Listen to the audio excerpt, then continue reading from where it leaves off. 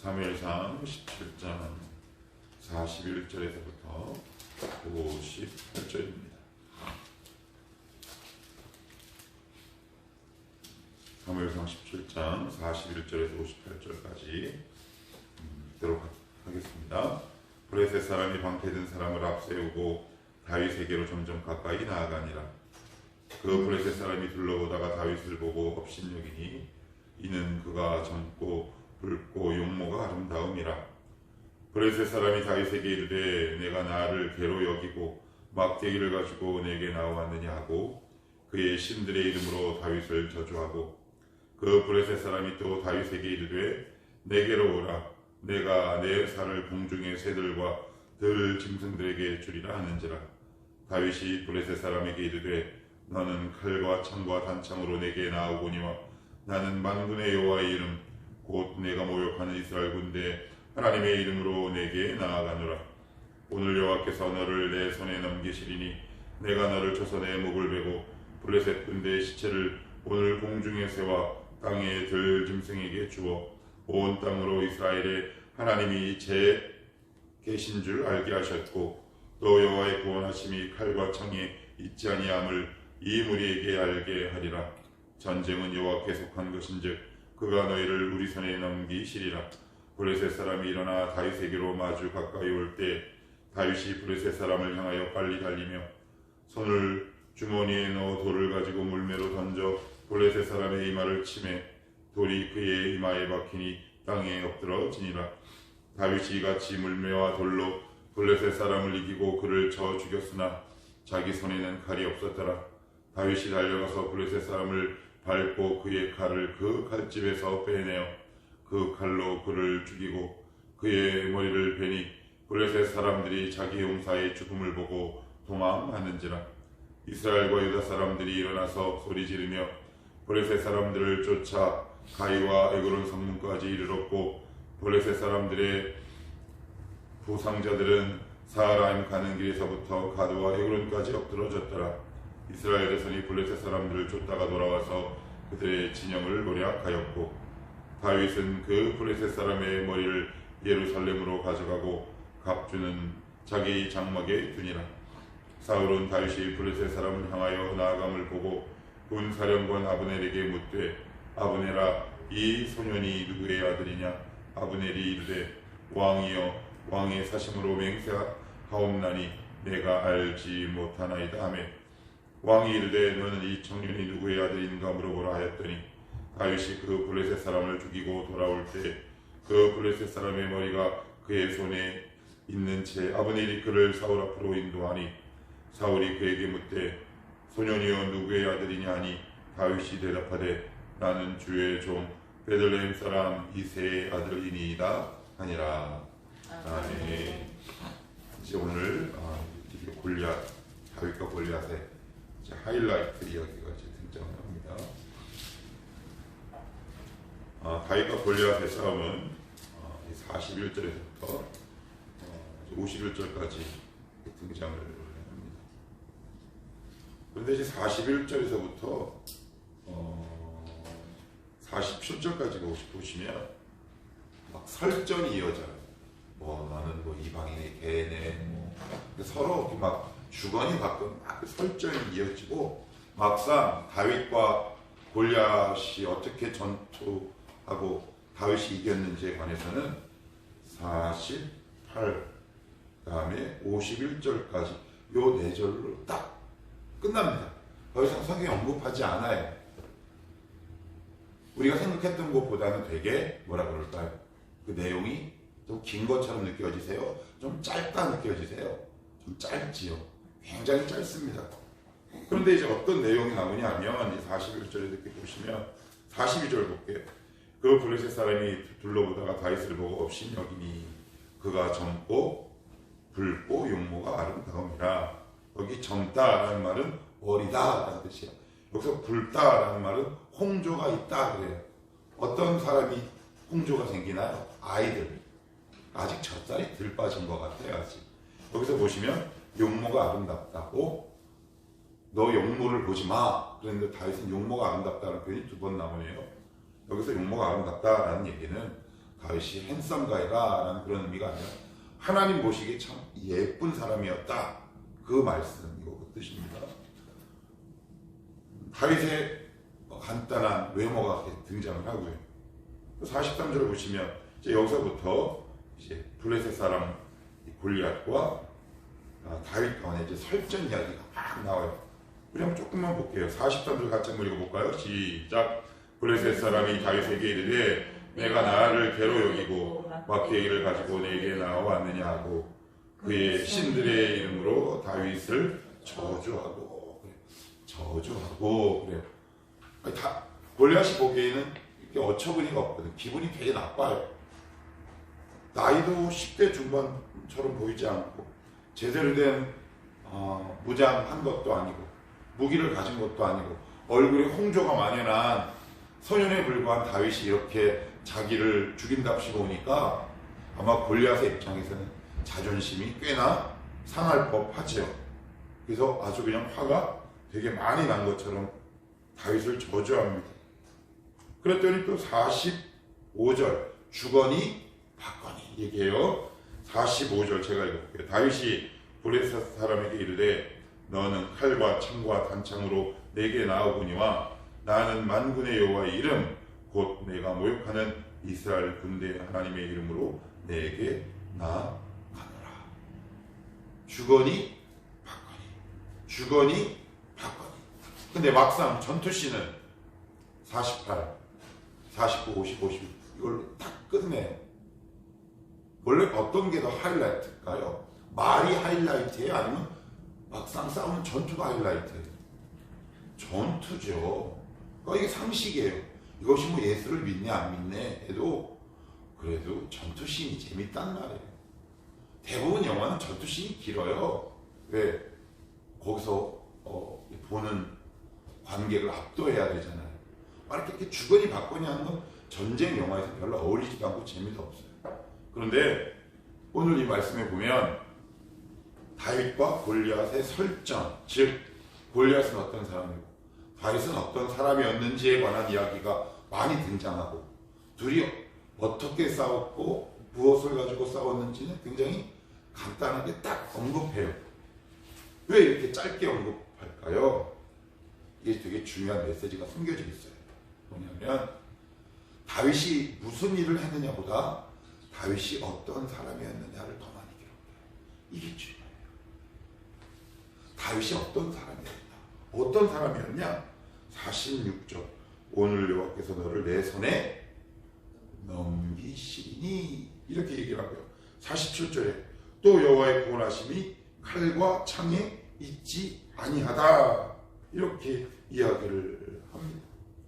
그러니까 성경은 늘 다윗에게 초점을 맞출 때 다윗이 무슨 일을 했는지는 나중에 나오거나 분량이 적고요. 다윗이 어떠한 사람이었는가가 굉장히 중요해요.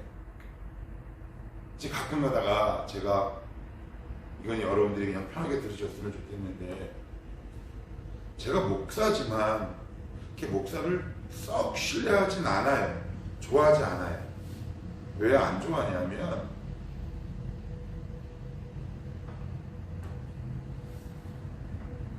명함을 받으면 뒤에 뭐가 많아요. 무슨 회장, 뭐 회장, 지역도 회장, 뭐 회장. 근데 하나님 앞에서는 별 쓸모없는 이야기예요. 결국 인간은 내가 뭘 했는지 자랑하고 싶어 하고요. 근데 하나님은 네가 어떠한 사람이냐라고 우리에게 늘 묻고 계세요. 창세기 보시면 이런 말씀이 있어요. 하나님이 사람을 창조하시고 라는 말씀입니다. 하나님은 오늘도 사람을 만들기 원하시거든요. 하나님의 관심은 늘 우리가 어떠한 사람인가, 우리의 됨됨이, 인격, 자세, 태도 그런 것에 늘 관심이 있으세요. 그런데 우리는 무엇을 했느냐가 훨씬 더 중요해요. 신앙은 어찌 보면 하나님의 사람으로 만들어져 가는 전 과정인 것 같아요. 내가 무슨 일을 했느냐가 아니라 내가 하나님 앞에 어떠한 존재로 빚어지느냐, 그것이 과연 신앙 아닐까요? 그래서 성경은 다윗이 골리앗을 맞아 싸웠다는 장면은 되게 짧게 기록하고 다윗과 골리앗 사이에 주고받은 언쟁은 오히려 전투씬보다 훨씬 더 길게 기록해요. 하나님 보시기에 그 전쟁은 별로 중요하지 않아요. 다윗이 어떠한 사람이었느냐가 훨씬 더 중요하죠. 그래서 우리가 좋은 신앙은 뭘까요? 날마다 말씀 앞에 내가 하나님 앞에 어떠한 사람인가를 점검하며 살아가는 거예요. 내가 무엇을 했느냐는 별로 중요하지 않아요. 그러면 다윗은 하나님 보시기에 어떠한 사람이었을까요? 우리가 그것을 놓치지 않아야 돼요. 그러면 다윗은 어떠한 사람이었을까? 하나님과 사람 앞에서 어떤 사람이었을까? 뭘로 알아요? 말로 알아요. 그죠? 다윗이 골리앗에게 한 말을 보면 그 존재가 어떠한 사람이었는지 알게 되는 거죠. 이 부분을 오늘 중점적으로 살펴볼게요. 46절입니다. 시작. 오늘 여호와께서 너를 내 손에 넘기시리니 내가 너를 쳐서 내 목을 베고 블레셋 군대의 시체를 오늘 공중에 세워 땅에 들 짐승에게 주어 온 땅으로 이스라엘의 하나님이 계신 줄 알게 하겠고. 그래요. 두 가지 딱 보면 봅시다. 46절 보시면 너를 내 손에 넘기시겠고. 그래요. 넘기시겠고. 저 끝에 보시면 또 이스라엘의 하나님이 계신 줄 알게 하겠고. 그래요. 저는 이 말을 이렇게 정리하고 싶어요. 왜 이런 고백이 가능했을까? 어렵게 생각하면 어려운데 쉽게 생각하면 단순하게 정리해 볼 수 있을 것 같아요. 이렇게 정리하고 싶어요. 다윗의 그 마음과 그 삶의 무게가 하나님 쪽으로 완전히 기울어 버린 거죠. 그러니 하나님의 말이 정말 신뢰가 되는 거예요. 왜 우리가 하나님 말씀이 잘 신뢰가 되지 않을까요? 아직 나의 삶의 무게중심이 여호와 하나님, 우리 주님께 완전히 기울어지지 않은 거지. 그러니까 하나님은 이 면을 되게 예쁘게 보시는 거예요. 아, 너 나에게 진짜 이렇게 무게중심이 이렇게 와 있느냐? 하나님 보시기에 얼마나 예쁠까요? 그런데 이런 사람이 있잖아요. 저의 모습이고 여러분의 모습인지 모르겠어요. 늘 간을 보죠. 늘 간을 본단 말이에요. 믿어질만 하면 믿어드리고, 아니면 언제 그랬냐면 하나님께 등을 돌리고 쌩하고 세상을 향해 스프링처럼 튀어나가는 사람이 있죠. 결국 하나님이 다윗을 이쁘게 보신 건 다윗의 삶의 무게중심과 이 마음의 무게중심이 여호와께 이렇게 쏠려버렸어요. 그러니 주님 말이 믿어지게 되는 거고, 아, 이 전쟁은 이길 수 있겠구나라는 확신이 다윗 가운데 드는 것 아니겠습니까? 우리 꼭 기억하십시다. 하나님은 내가 무엇을 했는지를 먼저 중요하게 생각하지 않으시고, 너는 내 앞에 어떠한 존재냐, 이것을 먼저 보시는데, 다윗은 어떤 사람이었다? 하나님 앞에 삶의 무게중심과 마음의 무게중심이 기울기가 확실하게 기울어진 사람이었다. 성경은 그렇게 이야기를 하고 있어요. 그리고 또 이렇게 적고 있죠. 47절에도 또 여호와의 구원하심이 칼과 창에 있지 아니함을 이렇게 얘기를 해요. 46절, 47절 읽다 보면 두 번째는 이렇게 정의할 수 있을 것 같아요.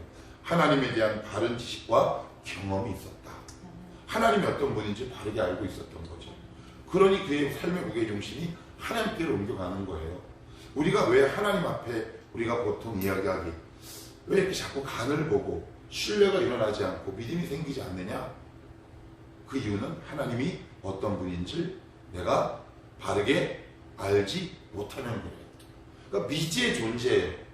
그러니 막연히 두렵죠. 하나님은 우리를 향해 믿어라 라고 얘기하는데, 내가 믿는 하나님이 누군지 내가 잘 모르니까 늘 두려운 거예요.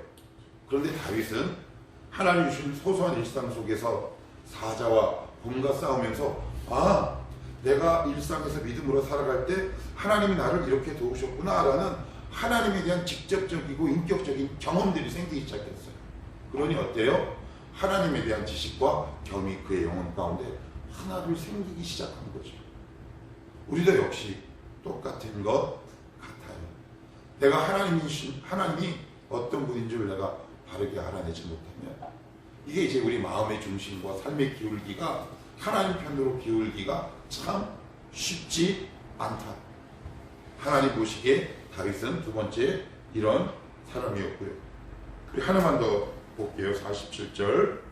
또 여호와의 구원하심이 칼과 창에 있지 아니함을 이 무리에게 알게 하리라. 전쟁은 여호와께 속하는 것인즉 그가 너희를 우리 손에 넘기시리라. 하나님의 능력을 알고 있었던 사람이었죠. 그래서 넘기겠다 이 말 여러분 할 수 있을까요? 제가 이렇게 한번 비유를 해볼게요. 가끔 하다가 신방 가면 이제 목사의 손을 이렇게 이끌어서 자기 아픈 부위에 이렇게 손을 대는 분들이 있어요. 좀 당황스럽죠. 막 그러면 이게 되게 이쁘기도 하고 당황스럽기도 해요. 목사님 여기 좀 손 좀 대봐 막 이러면서 그런 어른들이나 환우분들이 계세요. 그 간절함이죠. 그럼 제가 이렇게 예 기도해 드릴게요. 예. 그런데 어느 날 어떤 권사님이 이렇게 물어봐요. 목사님 만약에 목사님 기도했는데 안 나면 어떻게 해요? 음표를 찌르죠.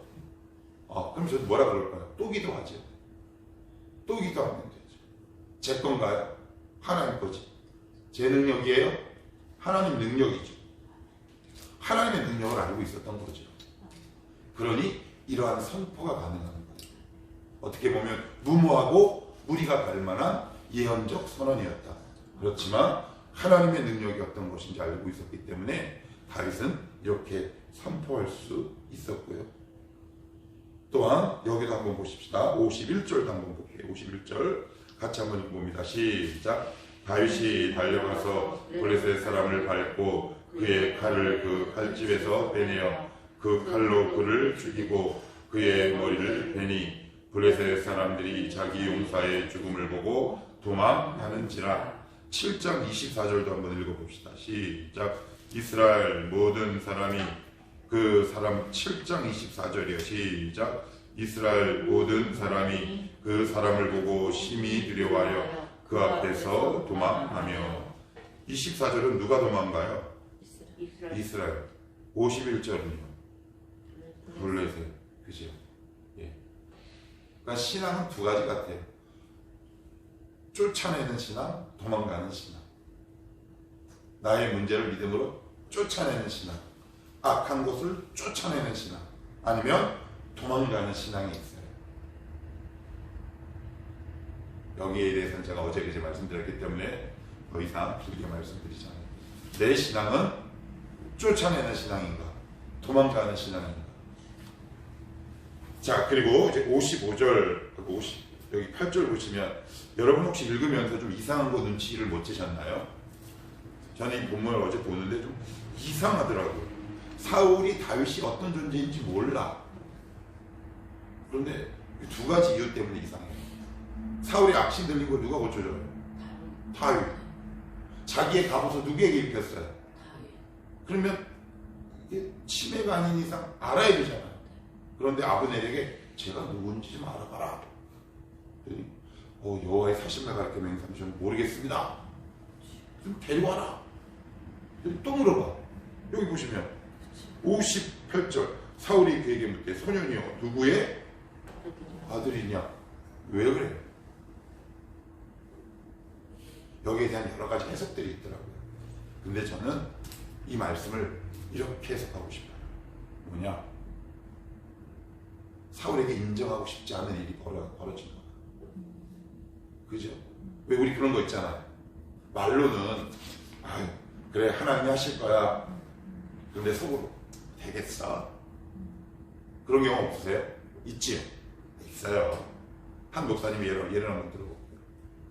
한 목사님이 또 다른 목사님에게 신방을 가셨대요. 그랬더니 그 앞에서는 막 기도를 주여! 근데 나오면서 아유 죽을 거야.